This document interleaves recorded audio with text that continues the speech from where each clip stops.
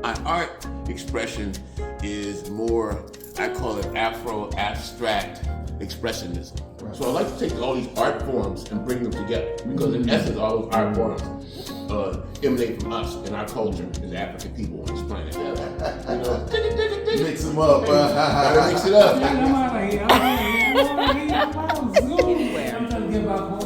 Yes, sir. My piece, Guided by Truth. It's really, it's my hand and my son's hand over it. And really it's just reflecting on the relationship of mother and son. How my son guides me to and in truth in order for me to understand the God in me. Okay, good, yeah, she's coming through. That's good. Yeah, she's there. Prayers, protection, spells, and incantations. Oh, wow. A visual altar.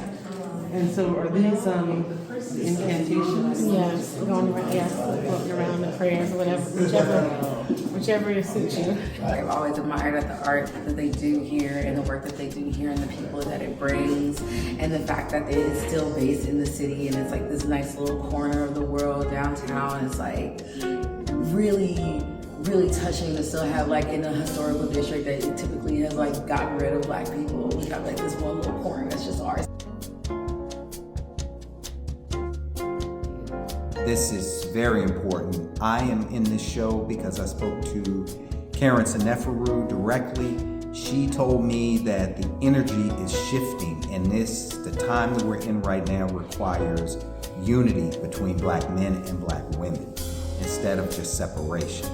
And that totally inspired me. This is an Afro pick reminiscent of my father's combs and my combs from the 1960s, 1970s, which were always around the house.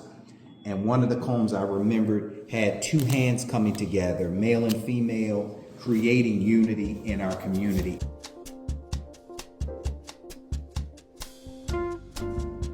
This was a really meaningful piece. And you know, my mom had transitioned a few years before. My piece is called Eshu Rising, and in the Yoruba spiritual tradition, Eshu is our road opener and messenger to the gods. So in the piece you will see a multitude of colors and sort of splashed around, and I call that the way of the world. I remember when Karen first came up with even the notion and the title of this, and I said, go for it, my sister. And so this year, I made it so that something will be on the wall. I am so happy, and the title of it is perfect for me to be in this one. Always thrilled to be in the space of you and the Black woman is God and the community that you bring together. This piece is simply called Boy on Fence. People have referenced this photo as something that was shot in South Africa.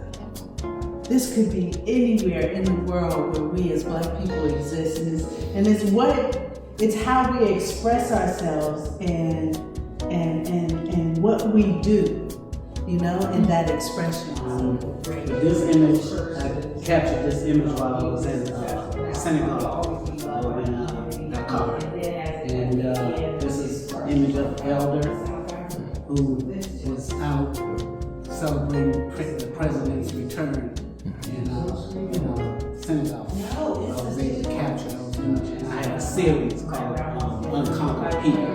This is part of that series of images that I Oh, I think it's an amazing opportunity just to be in the space shared by so many amazing artists of every kind of, creating every kind of way. You know, the power is in the collective of creating, and what you have done, the Black Woman's Guide exhibition series, has been very powerful and sent a lot of shockwaves around the art community. So I actually was surfing the internet just looking for inspiration, and I came across different art styles, and I think it's like mostly Japanese. I love it how you create the shadows and then the depth in here.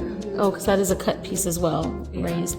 Yeah, but this piece where the chin is, it looks like it's just warped a little bit, just sunken right in. I sit there and I do bend it and I shape it, all of that by hand. I feel like, especially in the political climate right now, it's very important that we are seen, we're heard, and we take up space.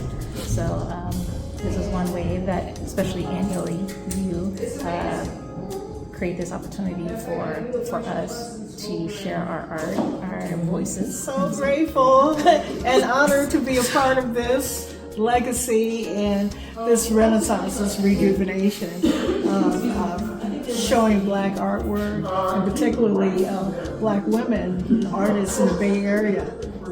I actually painted these in 1993 during the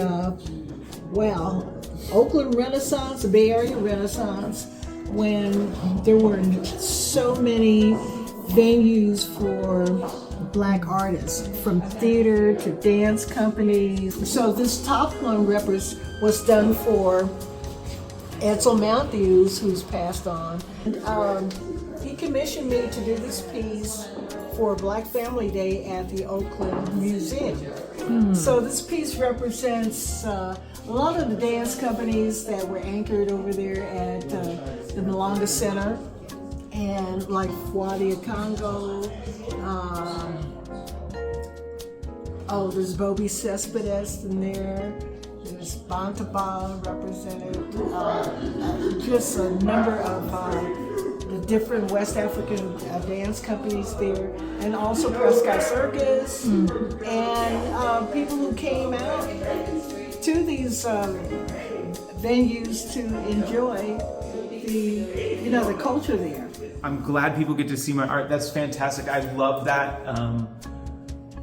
But to be with other people who I have some sort of kinship with, Yes. and haven't always had the time to build that or work on those relationships, it means so much to me to be able to be a part of something like that. To have Black women in the representation, it's so, the time and place we live in right now, it's amazing how much so many of us look to Black women for answers when things get really hard.